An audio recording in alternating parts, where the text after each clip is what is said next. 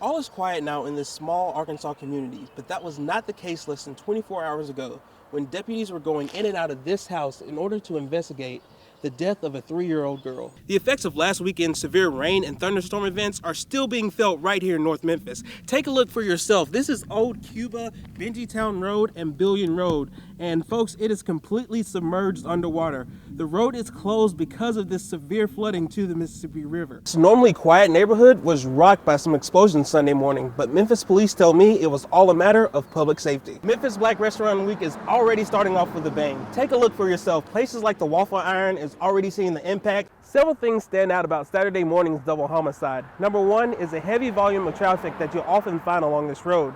Secondly, take a look for yourself. It's the amount of houses that align the road. I'm on the corner of Thomas Street and Whitney Avenue where police are working a very serious accident. I'm going to step out of the picture so you can see some of what's going on. There are several Memphis police cars on the scene. What we're being told is that 4 cars have been involved in this accident. Saturday morning's police chase ended right here in Cordova. Take a look. These are the tire tracks left by the suspect's vehicles. Protesters across the Mid-South coming together to show solidarity with those marching in Washington, D.C. right now for the March in Our Lives. Their message, the time is now for comprehensive gun control. Not one more! They marched. Some for safer schools, others to remember lost loved ones, parents, children, teachers, students, speaking with one voice for one purpose. I feel like that some guns are bad and they're just going out of control. Calling out politicians, quoting celebrities, they marched, all in the name of reducing gun violence. I believe that we will live our schools. They gathered Our kids. in the shadows of the Lorraine Motel, where another movement, also energized by young people, was shaken to its core by gun violence 50 years ago. They gathered. Every night I can hear gunshots from where I live. I lie there and pray that whoever is at the end of the barrel breathes another day. They spoke.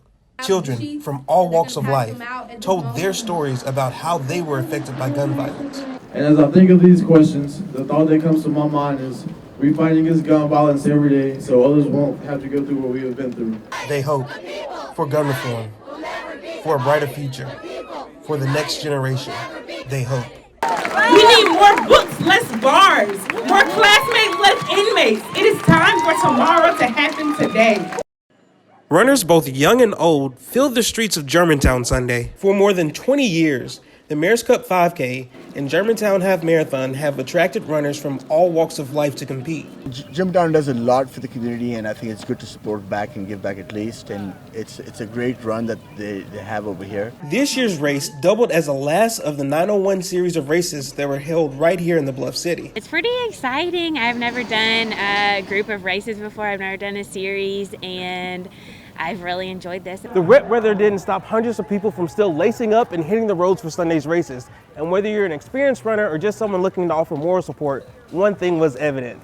The first people to cross the finish line were not the only winners today. What studies are showing today is that about 70% of runners are running for a cause. Only about 30% of runners are really running for a time or to win the race. That cause this year was the Special Olympics.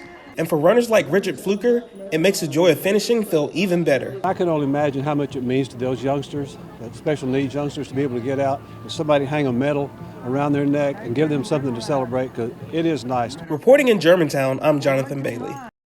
Pray on. Yes. Pray on. Just a little while longer. Yeah. I'm sad. I'm hurt. He young. I just can't see this. Why did it happen? Why are there no answers? Everything, it's gonna be alright. Yeah. I just remember he was little. How he played ball, how he smiled. He touched my foot the other day. Before he be gone, it hurt real bad, and I just been holding it. Just a little while. He grew up with my kids. They played football. They did things that boys do. I'm just sad for his mama, my auntie. I'm trying to be strong for her. I'm be strong for her. Everything, it's gonna be